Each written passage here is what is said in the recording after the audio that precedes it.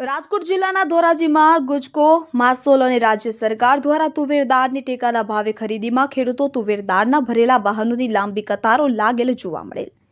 ગુજરાત રાજ્ય અને ગુજકો માસોલ દ્વારા તુવેરદાળની ટેકાના ભાવે ખરીદી કરવામાં આવી રહી હોય ત્યારે ધોરાજીના જેતપુર રોડ પર આવેલ અતુલ સોલવ નટના ગ્રાઉન્ડમાં તુવેરદાળની ટેકાના ભાવે ખરીદી કરવામાં આવી રહી છે। ધોરાજી તાલુકાના ખેડૂતો પોતાની તુવેરદાળ જણસીનું રજીસ્ટ્રેશન કર્યા મેસેજ આવતા બાદ વારો આવતા ખેડૂતો તુવેરદાળ ભરેલા વાહનો લઈને લાંબી કતારો લગાવીને તુવેરદાળ ટેકાના ભાવે વેચવા માટે આવી પહોંચ્યા। ખુલ્લી બજારમાં તુવેરદાળના ભાવો એક મણ દીઠ 1400 રૂપિયા મળે છે, ત્યારે ગુજકો માસોલ અને રાજ્ય સરકાર દ્વારા તુવેરદાળના એક મણ દીઠ ભાવ 1510 રૂપિયા ખેડૂતોને મળી રહ્યા છે, એટલે કે 110 રૂપિયા વધારે ટેકાના ભાવમાં મળી રહ્યા છે। ખેડૂતો ખુશ જોવા મળી રહ્યા છે, પણ અમુક ખેડૂત એવું પણ જણાવી રહ્યા છે કે ગત વર્ષે તો બજારમાં જ ભાવ તુવેરદાળના મળતા હતા, એટલે કે ટેકાના ભાવની જરૂરિયાત નહોતી પડી।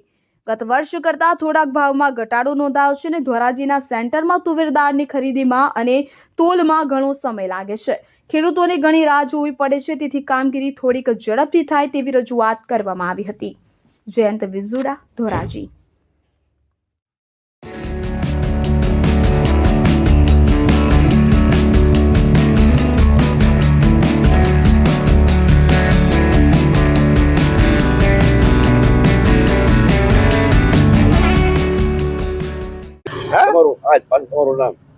મારું નામ મહેન્દ્ર કુમાર બચ્ચુભાઈ લાખાણી, ગામ વાળોદર। હું તુવેર ટેકાના ભાવે અહીંયા એપીએમસી ખાતે ધોરાજી લઈને આવ્યો છું।